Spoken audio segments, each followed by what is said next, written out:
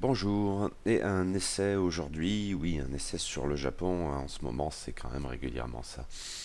Donc le chrysanthème et le sabre de Rose Benedict. Le chrysanthème et le sabre, publié originellement en 1946, dans le contexte que l'on sait, est probablement le plus célèbre ouvrage d'anthropologie consacré aux Japonais. Son influence a été considérable. En fait, cela s'applique aux travaux japonais de l'auteur avant même l'apparition de l'ouvrage. On a dit que si le régime impérial avait été conservé après la capitulation, c'était en partie du fait de son action et de son analyse. Et on en a fait un classique aux États-Unis, mais aussi au Japon, où il a été très rapidement traduit et abondamment discuté. Bizarrement, il aura pourtant fallu attendre 40 ans pour en avoir une traduction française. Ce qui est assez fâcheux pour un ouvrage de circonstance, caractère que son statut postérieur de classique ne saurait lui enlever. Car cet essai a été élaboré dans un contexte particulier. L'anthropologue américaine Ruth Benedict, disciple de Franz Boas et figure du mouvement culturaliste ou du relativisme culturel, s'était vu demander par l'armée américaine une étude permettant de comprendre les Japonais en pleine guerre du Pacifique, avec aussi dans l'idée de préparer le terrain de l'après-guerre. En cela, on peut la comparer à Edwin O. Reischauer, qui a conçu la première version de son histoire du Japon et des Japonais dans des conditions similaires. Mais cette entreprise, hardie, posait pour l'anthropologue des difficultés bien particulières et propres à sa discipline. On n'en était plus alors à l'anthropologie de bureau ou de bibliothèque.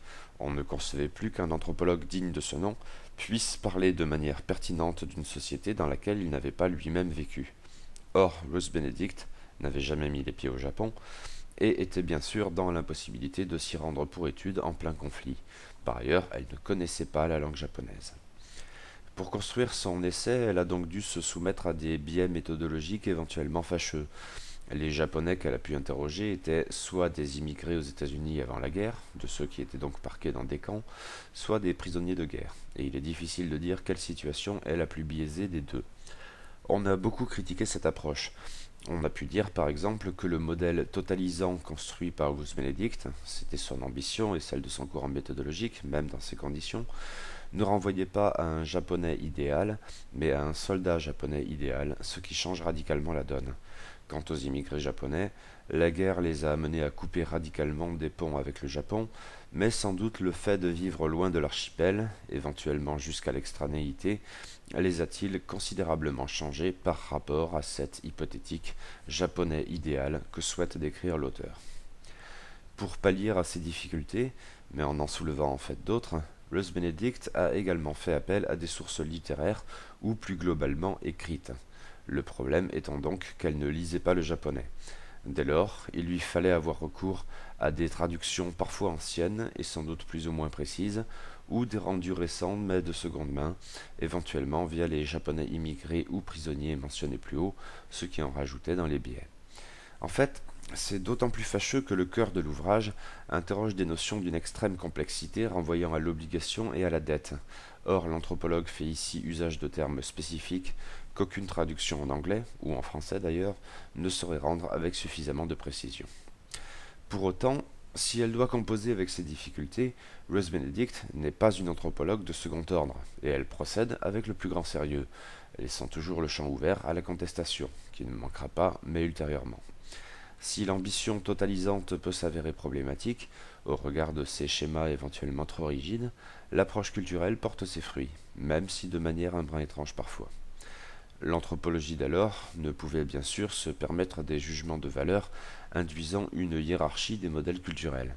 Ceux-ci doivent être envisagés le plus objectivement possible et dans une relation d'égalité sinon d'identité. On ne saurait bien sûr se contenter d'un lapidaire "les Japonais sont bizarres, voire dingues", réflexe qui laisse encore des traces aujourd'hui.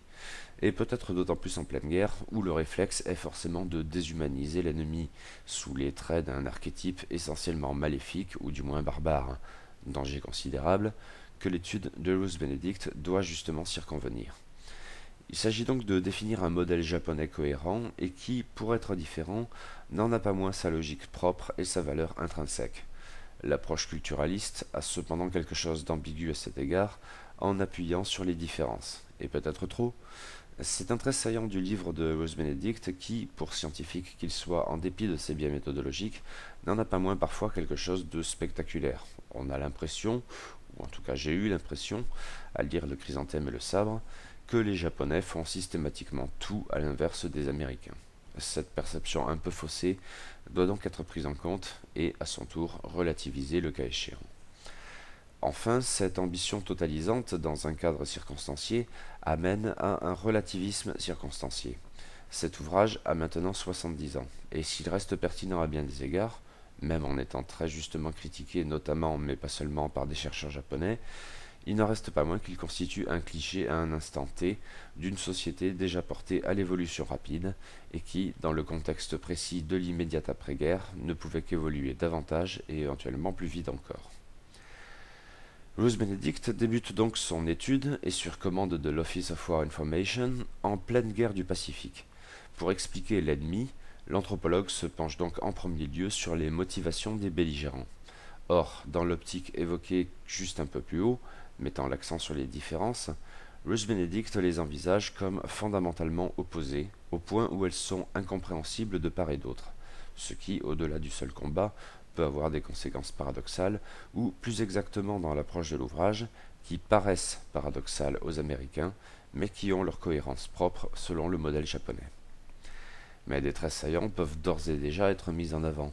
On a beaucoup glosé sur la supériorité de l'esprit japonais sur le matérialisme américain, par exemple, et c'est effectivement un trait qui ressort souvent, tant des interrogatoires de prisonniers de guerre, rares, j'y reviendrai, que des sources écrites, tout particulièrement dans la presse peut-être.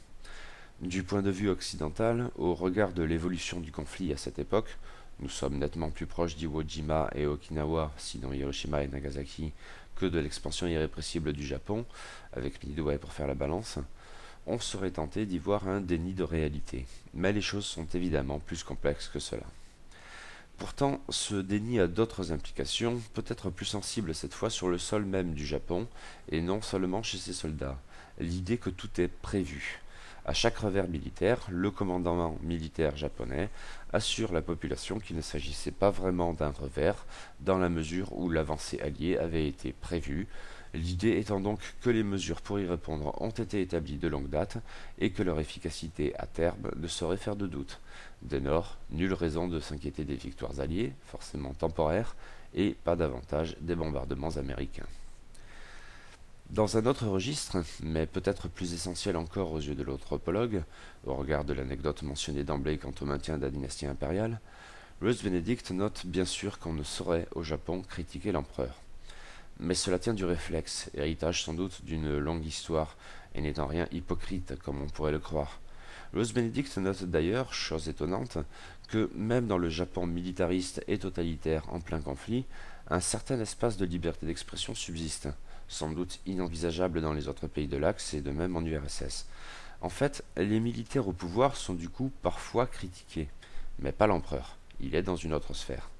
Et parmi les Japonais interrogés, tant ceux qui soutiennent l'effort militariste que ceux qui le conspuent une fois des faits, semblent dans l'incapacité d'établir une relation quelle qu'elle soit entre cette politique et l'empereur.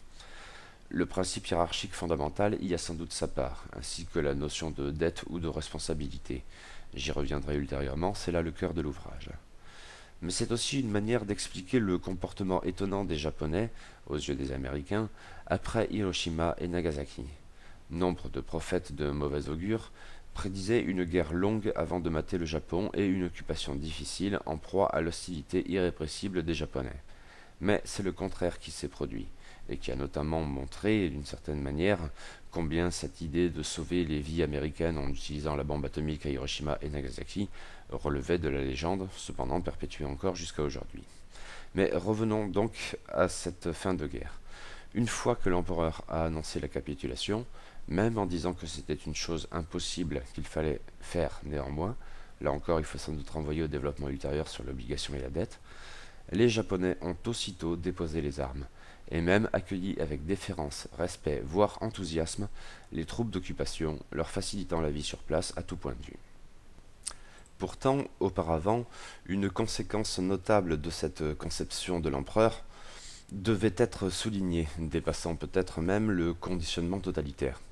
Les soldats, quelles que soient leurs idées sur la question de la guerre, car ils pouvaient éventuellement se permettre d'en avoir, même s'il leur fallait composer avec de nombreux biais, bien sûr, étaient tous disposés à mourir pour l'empereur. C'est là un trait essentiel du comportement des soldats japonais durant la guerre du Pacifique, au point où il est devenu un cliché, j'imagine. On peut lire d'autres choses à ce sujet. Côté fiction, je vous renvoie par exemple à Mourir pour la patrie de Yoshimura Akira, ou côté essai à Mort pour l'empereur, la question du Yasukuni de Takahashi Tetsuya, où j'avais fait une vidéo. Mais ce trait fait sens tout particulièrement au regard de la question des prisonniers de guerre. Pour le soldat japonais idéal, la reddition est inenvisageable. Mieux vaut mourir, dans une charge suicidaire par exemple, plutôt que de se rendre, car il ne saurait y avoir pire honte. Cela rejoint les notions essentielles de dette et de responsabilité, tant au regard de la dette envers l'empereur que de la nécessité de laver son nom, voire plus loin. Il faut ici rajouter la fameuse distinction, quand bien même controversée par la suite, mais qui me paraît tout à fait intéressante, opposant culture de la culpabilité et culture de la honte. J'y reviendrai également. Dès lors, les soldats japonais sont dans l'incapacité de comprendre les soldats alliés qui se rendent. Ils devraient avoir honte, et pourtant ça n'est visiblement pas le cas. La tentation dès lors est grande de les déshumaniser encore un peu plus. En résultent des traitements particulièrement sévères, mais avec des aspects parfois étonnants. Ceux qui violent ouvertement les règles sont impitoyablement châtiés, mais ceux qui dissimulent, agissent en douce, sont bien mieux tolérés même quand ils sont pris. Ceci provient d'un questionnement moral essentiellement différent, là encore avec les notions de dette et de responsabilité ainsi que de culture de la honte. Mais ce rapport aux prisonniers de guerre peut avoir des conséquences bien autrement étonnantes. Sans doute la supériorité de l'esprit nippon vu plus haut y joue-t-elle un rôle, mais on a souvent relevé que les conditions médicales des prisonniers de guerre, autrement maltraités comme tant de livres ou de films en témoignent, étaient en fait régulièrement meilleures que celles des soldats japonais qui les gardaient. La société japonaise depuis longtemps est caractérisée par un très fort principe hiérarchique, résumé dans un mot d'ordre lapidaire, chacun à sa place, et c'est ce qui va faire l'objet des développements qui suivent. C'est la structuration essentielle du monde nippon, et c'est une chose tout particulièrement incompréhensible pour les Américains, qui mettent en avant instinctivement la notion d'égalité, au-delà bien sûr des disparités de fortune. Ruth Benedict évoque à cette occasion le voyage d'Alexis de Tocqueville, qui allait déboucher sur la publication de sa fameuse analyse de la démocratie en Amérique. Le jeune noble français, après le chaos révolutionnaire, était naturellement porté à priser le modèle antérieur d'essence inégalitaire, mais a vu ainsi qu'un modèle différent, fondamentalement égalitaire, était possible et parfaitement viable, peut-être même souhaitable. Cela reste une description essentielle de la mentalité américaine. Ici, le rapport au Japon est pour le coup inverse, mais sans voyage sur place donc. Ce principe est susceptible de bien des applications dans tous les domaines. Il peut être réduit à la seule dimension familiale, notons au passage que le culte des ancêtres ne doit pas leurrer à cet égard, la famille japonaise honorée est considérablement restreinte par rapport au clan chinois englobant des dizaines de milliers de personnes, mais aussi bien étendu à la scène internationale. En fait, c'est là un trait essentiel de l'effort colonial, puis militaire, plus généralement, du Japon en Asie continentale et dans le Pacifique, et une raison profonde de l'alliance au sein de l'Axe avec l'Allemagne et l'Italie. Pour autant, ce principe admis, il ne faut pas se méprendre sur la conception de l'autorité au Japon, plus diffuse qu'on pourrait le croire. Ainsi, le chef de famille japonais n'est pas le chef de famille prussien. Il n'a rien d'un autocrate, et son pouvoir n'a rien d'arbitraire. Il s'inscrit dans les traditions, mais celle-ci, justement, ménage une part importante à la consultation. Plutôt qu'un chef à proprement parler, le père de famille, mais tout autant le fils aîné, est avant tout un responsable. Le principe hiérarchique au Japon, le chacun à sa place fondamentale, a sans doute trouvé son expression la plus radicale dans le système de caste élaboré sous le shogunat Tokugawa, période d'Edo. Les samouraïs, nobles combattants, y ont en fait une place à part et non seulement supérieure. Le système hiérarchise par contre, dans l'ordre, les paysans, puis les artisans, puis les commerçants, du plus appréciable au moins appréciable. Quant aux parias, du fait de leur occupation, mais le statut est hérité, ils sont hors système. Ce système-là avait ses implications nombreuses et plus ou moins faciles à appréhender. On y voyait toutefois un garant essentiel du maintien de la paix, d'autant qu'il s'accompagnait de mesures visant à affaiblir le pouvoir des daimyos. Mais ce système de caste n'était pas aussi rigide qu'on pourrait le croire au premier abord, à l'instar de la fermeture du Japon à laquelle on le relie comme autant d'éléments caractéristiques de l'ère Edo. La fermeture n'a pas empêché l'économie monétaire de se développer et a ainsi favorisé la mobilité sociale, au niveau de la génération sinon de l'individu. D'où en fait des intérêts liés entre les samouraïs pauvres et les marchands en quête de noblesse, élément crucial du mouvement de Meiji. Ce lien, voire cette alliance, permet de comprendre que le mouvement de Meiji n'a rien de révolutionnaire. Il n'y a pas alors de lutte ouverte entre aristocrates et bourgeois comme en France. Qualifier exactement le mouvement est délicat, mais à la base, il tient donc plus de la restauration que de la révolution. On affiche en tout cas une volonté de retour en arrière. En ce sens, nous sommes donc aux antipodes de la révolution. Mais Meiji est un mouvement paradoxal, et il entraîne des évolutions extrêmement rapides et souvent inattendues. L'alliance d'intérêts des samouraïs pauvres et des riches marchands a favorisé l'émergence d'une nouvelle classe de dirigeants, leurs excellences, dont on s'accorde à dire qu'elles savent ce qu'elles font. Mais l'absence de caractère révolutionnaire se constate à ce que le principe hiérarchique demeure au-delà de la rigidité supposée des castes. Chacun à sa place est un mot d'ordre qui a toujours pleinement son actualité sous Meiji. Le nouveau système est d'ailleurs susceptible de variantes à cet égard. Ainsi, la démocratie a d'abord une place extrêmement limitée dans le système central, mais bien plus importante à l'échelon local, et, aussi stupéfiant que cela puisse paraître, dans l'armée, d'autant que celle-ci est globalement constituée au niveau local. Pour autant, c'est un des passages où Rose Benedict n'appuie pas systématiquement sur les différences inconciliables. Elle note en effet que ce système n'est pas nécessairement si original que cela. Il peut évoquer par exemple les royaumes de Hollande ou de Belgique de l'époque, même si les modèles anglais surtout et éventuellement américains ont pu intriguer les Japonais d'alors, qui se sont également intéressés au modèle français éventuellement, ainsi qu'au modèle prussien-allemand. Il faut enfin relever le rôle du Shinto d'État qui s'affirme alors. Pour Rose Benedict, il ne fallait pas alors le considérer comme une religion, et dès lors il ne posait aucun problème au regard de la liberté des cultes. Finalement, il pouvait davantage être comparé à une pratique patriotique plutôt que religieuse stricto sensu, comme le salut au drapeau américain. Mais c'est une question assez subtile, dont traite Takahashi Tetsuya dans Mort pour l'empereur à la question du Yasukuni, et je vous y renvoie donc. Mais nous en arrivons au cœur de l'ouvrage, qui consacre plusieurs chapitres relativement complexes à ce qui, selon Rose Benedict, constitue l'essence même du modèle culturel japonais, là, ou plutôt les notions de dette et d'obligation. Car plusieurs notions sont en fait en jeu, désignées sous des termes précis par les Japonais, usant d'un lexique subtil et riche de nuances intraduisibles en anglais et probablement tout autant en français. En partant de la notion de on, renvoyant à toutes les obligations contractées passivement, elles-mêmes susceptibles de variantes, le on général se subdivise éventuellement en plusieurs on spécifiques, renvoyant le cas échéant à l'empereur et à la patrie qui lui est liée, ou encore à la famille et aux ancêtres, etc. On en arrive à plusieurs formes de responsabilité dont le règlement des dettes diffère, notamment entre gimu infini, et donc impossible à jamais pleinement rembourser. Le gimu renvoie ainsi au chu pour l'empereur et la patrie qui lui est associée, au ko pour la famille et les ancêtres, au nimmu pour le travail, et de l'autre côté, giri, dette de quelque autre ordre que ce soit, susceptible quant à elle d'être remboursée, pas forcément en numéraire, même si on tend à se présenter sous la forme d'une équation mathématique, mais se subdivisant à son tour en deux catégories, le giri envers le monde, par exemple devoir envers le suzerain ou la belle famille, et le giri envers son nom, lequel décide du comportement irréprochable en société au regard de la honte éventuelle, mais aussi de toutes les occasions de laver son nom, ce qui, dans une éthique radicalement différente de celle que nous connaissons en Occident, légitime éventuellement la violence, par exemple en cas de vengeance, et quitte à recourir à des comportements que nous aurions tendance à juger fourbes et guère honorables.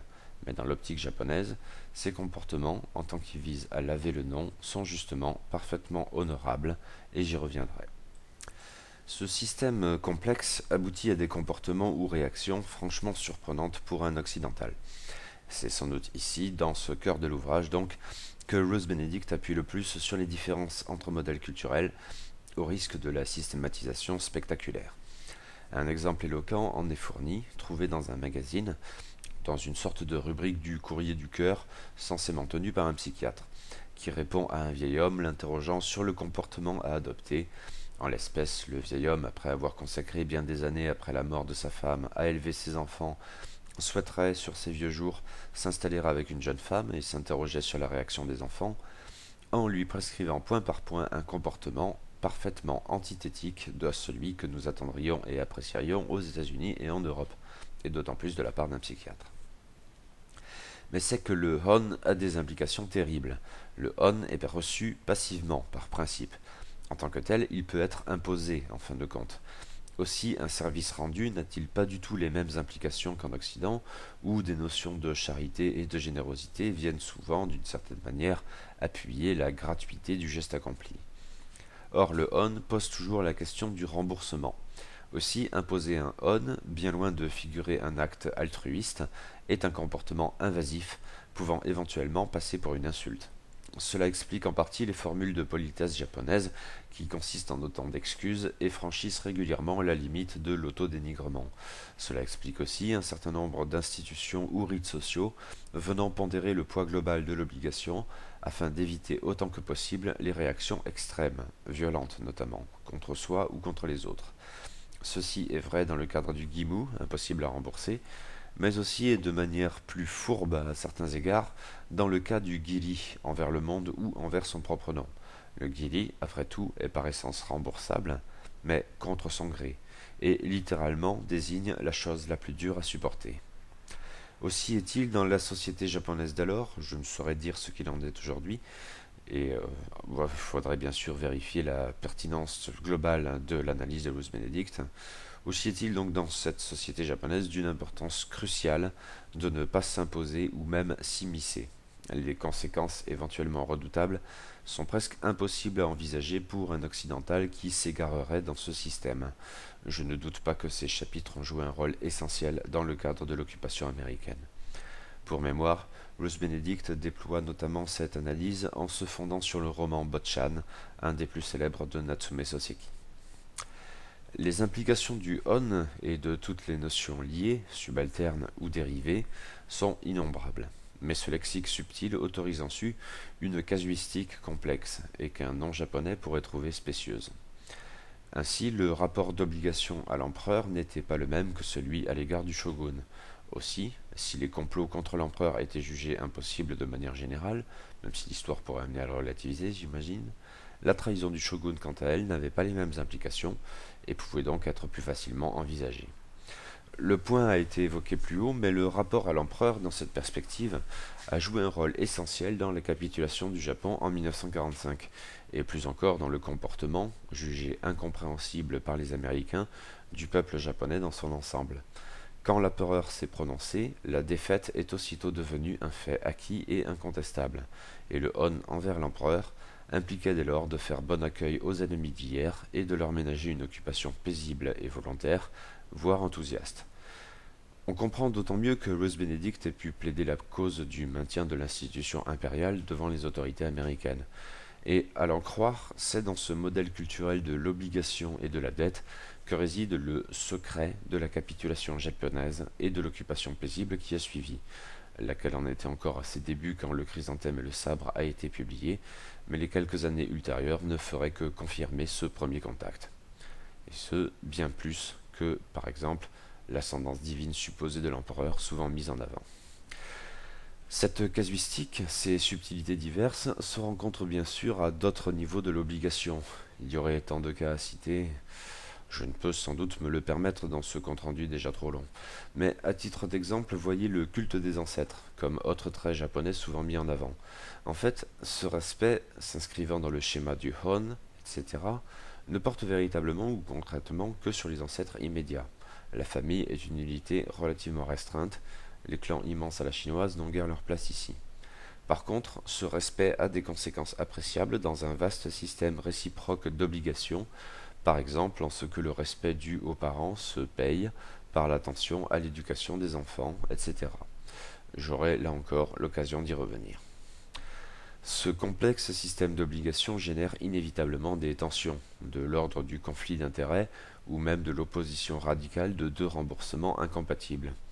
Les loyautés partagées sont particulièrement redoutables dans ce cadre, et le japonais idéal de Ruth Benedict est forcément, à un moment ou à un autre, déchiré entre deux obligations s'excluant mutuellement. Dès lors, qu'une au moins de ces obligations est remboursée, le comportement y aboutissant est jugé honorable à sa manière. C'est là un trait culturel majeur qui a par exemple son importance dans le traitement des récits, notamment littéraires ou cinématographiques. Le happy end, à l'américaine, n'est guère recherché, voire supposé impossible. Par contre, les héros qui intéressent les Japonais sont déchirés entre des obligations incompatibles. La manière dont ils payent, éventuellement au prix du sacrifice, fournit la substance du drame.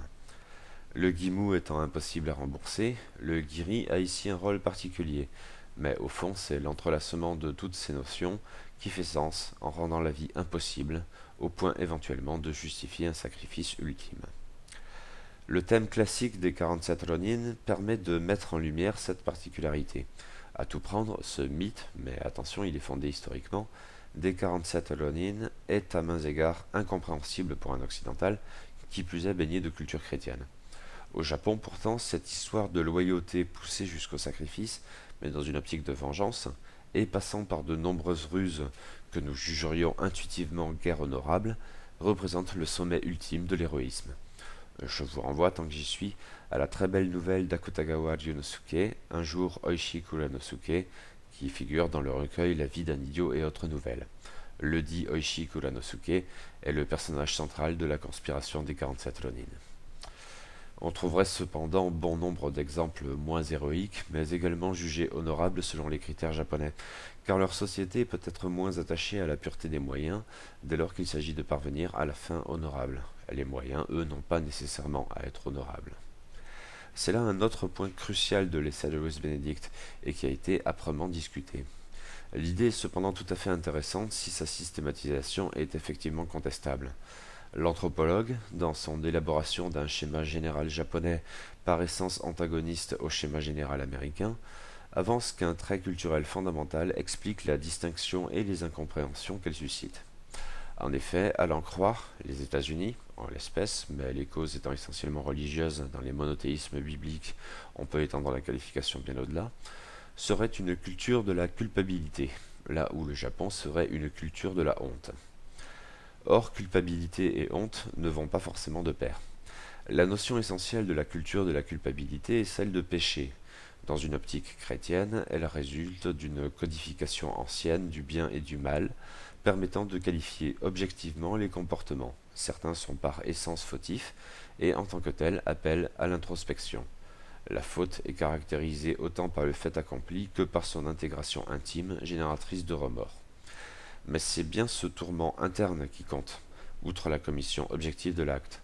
La honte ressentie par le coupable, dans cette perspective, n'est qu'un épiphénomène. Au mieux, l'attachement excessif à la honte, perçu comme rapport social aux autres, ne manque pas bien souvent d'être taxé d'égocentrisme ou de narcissisme, avec le sentiment de superficialité mesquine que nous tendons à y accoler. La mentalité japonaise, à en croire Rose Benedict, serait tout autre. L'opposition codifiée entre bien et mal n'y est pas aussi prégnante. En fait, on tend plus à considérer qu'ils font tous deux partie du monde tel qu'il est, sans que cela appelle à un jugement quel qu'il soit, ou encore moins à un affrontement eschatologique. L'essentiel est bien plutôt le rapport de l'individu au système d'obligations qui le baigne. Dès lors, la faute en tant que fait objectif se voit relativiser son importance, et l'intériorisation de la faute n'a guère de sens. Ce qui en a, c'est le rapport de l'individu à la société qui l'entoure. C'est ce qui en fait une culture de la honte. La honte fait ici figure de châtiment suprême, non la conviction de la culpabilité, et elle appelle à entreprendre tout ce qui est possible pour la faire disparaître, en lavant son nom. Mais dans cette perspective, l'honneur, au seul sens social, est de la partie. Les moyens pour laver son nom, dès lors, ne peuvent pas être objectivement qualifiés d'honorables, ou plus exactement n'ont pas à l'être. Autant pour le Bushido, construction anachronique, ou plus exactement son fantasme occidental peut-être. En tout cas, c'est ainsi la honte qui, aussi étrange que cela puisse nous paraître, est là-bas à l'origine de la vertu. Envisagé sous cet angle, on comprend mieux la permanence du thème des 47 Ronin, avec tout ce qu'il peut avoir d'étonnant pour des occidentaux. Mais là encore, nul besoin de recourir immédiatement à cet exemple mythique. Au quotidien, la honte serait de toute façon de bien plus de poids que la culpabilité. Je ne suis pas certain de bien appréhender ces notions complexes, et peut-être mon résumé est-il contestable dans cette optique. Le sujet m'a intéressé toutefois. Si j'ai bien conscience de ce que sa systématisation a de hardi et sans doute d'inacceptable, en conjuguant ce thème avec celui plus global des obligations et des dettes, j'ai l'impression, pour quand même, de mieux saisir certains comportements japonais tels qu'ils s'expriment au cinéma ou en littérature, mais aussi au-delà. J'ai l'impression, à lire ces développements, de mieux comprendre par exemple les scènes de micro-trottoirs dans l'excellente novella de Ken Liu, L'homme qui mit fin à l'histoire. Je retiens par exemple ce bref témoignage d'un kidam déclarant que les anciens membres de l'unité 731, avouant leurs exactions, avaient déshonoré le pays, non pas par ce qu'ils avaient fait, mais par ce qu'ils avaient dit. La question peut éventuellement être prolongée dans les stratégies adoptées par la droite pour rendre sa gloire au sanctuaire du Yasukuni, ainsi que les évoque Takahashi Tetsuya dans Mort pour l'empereur, la question du Yasukuni. Il ne faudrait sans doute pas pour autant développer à l'excès cette image, à nos yeux éventuellement névrotique. Le rapport entre la psychologie, psychanalyse et l'anthropologie pourrait être ici une autre piste fructueuse. Le japonais, même le japonais idéal de Ruth Benedict, est forcément bien plus que cela, et dispose dans sa vie d'occasions détachées le cas échéant des systèmes du on et de la honte toujours à craindre. C'est tout particulièrement le cas en ce qui concerne les loisirs, et même plus précisément les plaisirs. Nous sommes ici aux antipodes du modèle chrétien, et plus encore du sous-modèle protestant, notamment américain, via le puritanisme. Le christianisme, disons, tend à réfréner le plaisir, à lui trouver forcément quelque chose d'immoral. Cela imprègne la conception des 7 péchés capitaux, je ne vous apprends rien, mais ça va bien au-delà et ça joue un certain rôle au quotidien. L'intention prime ici à nouveau, et on ne saurait, dans cette perspective, considérer le plaisir comme une fin en soi. C'est même pire que cela, il est par essence suspect, et appelle donc à cette introspection de la faute envisagée à l'instant. La conception japonaise est tout autre, même si l'on aurait tort de vouloir y déceler une opposition d'ordre symétrique. Sans doute le plaisir n'est-il pas, dans le Japon vu par Ruth Benedict, une fin en soi. Mais il occupe une autre sphère des comportements humains, où il a sa place et s'apprécie en tant que tel. Certes, un commandement moral demeure, qui impose de ne pas attacher trop d'importance à ce cercle des émotions humaines, jugé d'essence secondaire. Toutefois, dès lors que cet écartement de la sphère principale des activités humaines est bien compris, le plaisir en soi n'a absolument rien de répréhensible. Bien au contraire. Sans être donc une fin en soi, le plaisir est apprécié pour ce qu'il est. Il n'y a aucun mal à aimer manger, même beaucoup, ou boire, éventuellement jusqu'à l'ivresse, ou dormir, ou faire l'amour. Dans le cadre conjugal ou pas, cela n'a aucune importance dès l'instant que les obligations au sein du mariage, au regard du système évoqué plus haut, sont respectées. L'érotisme est autrement valorisé. Notons d'ailleurs que cela vaut aussi traditionnellement pour l'homosexualité ou l'auto-érotisme. Bref, tout cela fait partie de l'humain. Et dès lors, pourquoi le réprimer? Pour autant, l'espace mental japonais ne relève pas de la quête du bonheur, mais le réconfort de la chair n'a rien d'obscène. Il est appréciable, et l'art y trouve nombre de sujets à sublimer, sans pour autant reléguer aux orties sa dimension matérielle pleinement assumée. Un trait japonais qui, pour le coup, me séduit pas mal. Ces considérations amènent à des développements concernant la perception japonaise de la discipline de soi. Sans doute ici le risque est-il grand de sombrer dans les clichés d'un zen mal compris, mais peut-être plutôt pour la période postérieure à cet essai. J'en retiens toutefois d'autres aspects plus intéressants, et tout particulièrement en rapport direct avec ce qui précède, le questionnement de l'efficacité. Au Japon, contrairement à ce que nous connaissons, on ne considère pas le sommeil comme une nécessité pour se montrer efficace le lendemain. Cette optique performative n'a pas lieu d'être. On apprécie le sommeil en soi, sans le rattacher nécessairement, en le rabaissant au passage, à une finalité d'ordre éthique. Ça, du moins, c'était ce que racontait Bruce Benedict en 1946, je ne sais pas si c'est toujours très vrai. Pour autant, la discipline de soi permet bien plus sereinement de parvenir à des résultats appréciables, et donc à une forme d'efficacité, si l'esprit de compétition a des connotations toutes différentes. L'autodiscipline à la japonaise passe par un certain nombre de méthodes utiles qui entretiennent une relation complexe avec les émotions humaines et les plaisirs envisagés à l'instant. La privation est en fait envisageable, voire approuvée, mais comme un mode de détachement. Et c'est bien sûr un nouveau témoignage de la supériorité de l'esprit sur le corps, mais avec donc cette nuance inédite quand j'avais envisagé cette question tout à l'heure, voulant que le corps ait après tout lui aussi sa place. Une culture n'a rien d'inné, bien sûr, elle s'apprend, comme le reste. C'est sans doute pourquoi Ruth Benedict consacre en définitive un long chapitre, le plus long même de l'essai. Reste ensuite un bref chapitre sur les Japonais depuis la capitulation toute récente, mais cela tient de la conclusion. Un long chapitre donc à la question de l'éducation des enfants. Sujet traité de long en large et je ne me sens pas de rentrer dans les détails ici, d'autant que leur caractère de position spectaculaire me paraît une fois de plus un peu trop forcé.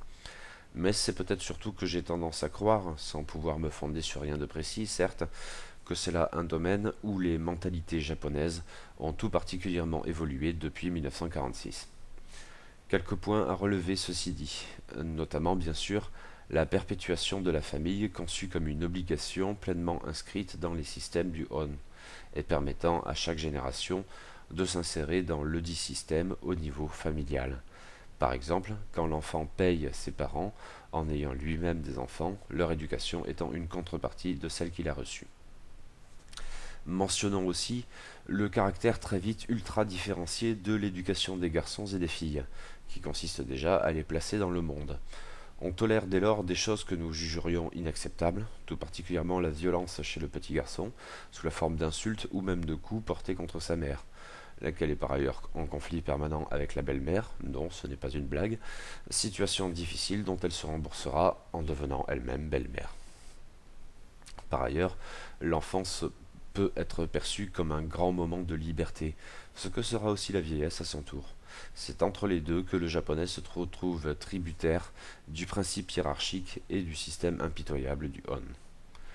Au-delà de ces biais méthodologiques éminemment contestables, au-delà de ces partis pris théoriques qui ne le sont pas moins, notamment concernant la systématisation d'un modèle général du japonais idéal, au-delà enfin de l'évolution de la société japonaise depuis 1946, Le Chrysanthème et le Sabre reste une lecture tout à fait passionnante. On aurait sans doute tort de balayer cet ouvrage, qui fut en outre d'une grande importance historique au moment de l'occupation du Japon par les forces américaines, mais aussi par la suite en diffusant une représentation commune du Japon et des Japonais, comme nulle et non avenue en raison des progrès de la science.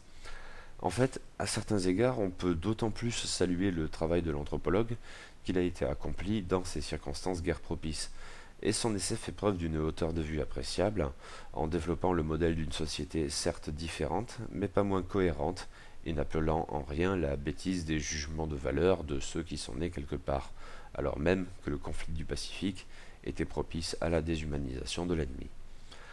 On peut dès lors voir le Chrysanthème et le Sabre comme une porte ouverte à d'autres analyses, que Ruth Benedict elle-même appelait de ses vœux. Que cet ouvrage ait été abondamment critiqué depuis ne fait que renforcer son statut de classique, dont la lecture est sans doute nécessaire encore aujourd'hui à qui s'intéresse à l'anthropologie du peuple japonais. Le plus fort étant qu'en un certain nombre de points, il reste tout à fait pertinent. Un bel ouvrage donc, malgré tout, et une lecture aussi passionnante qu'instructive, au carrefour de l'anthropologie culturelle et de la sociologie des représentations. À lire.